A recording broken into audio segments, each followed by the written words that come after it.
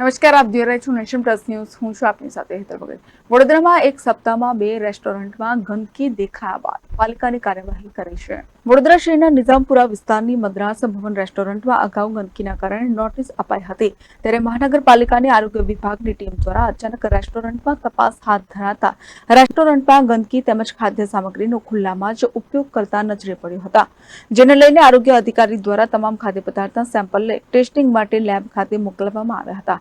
મહત્વની વાત એ છે કે રેસ્ટોરન્ટના કિચન વિસ્તારમાં ગંદકી તેમજ ખાદ્ય પદાર્થ ખુલ્લામાં જોઈને આરોગ્ય અધિકારીએ રેસ્ટોરન્ટના મેનેજમેન્ટનો સ્ટાફની સામે જ ઉધડો લીધો હતો. હા, અત્યારે નિઝામપુરા આશાપુરા સ્ક્વેર ખાતે મદ્રાસ ભવન જે આવેલું છે ત્યાં ઇન્સ્પેક્શનની કાર્યવાહી હાથ ધરવામાં આવેલ છે.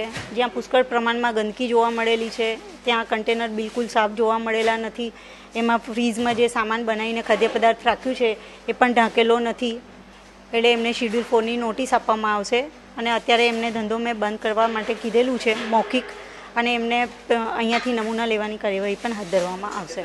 કેમેરામેન નવનીત પરમાર સાથે Satyam Nevaskar, Nation Plus News, Vadodara. સમાચારોનો સતત અપડેટ મેળવવા માટે અમારી નેશન પ્લસ ન્યૂઝની યુટ્યુબ ચેનલને સબસ્ક્રાઇબ કરો, બેલ આઇકન દબાવો અને જોડાયેલા રહો ફેસબુક, ઇન્સ્ટાગ્રામ અને ટ્વિટર પર.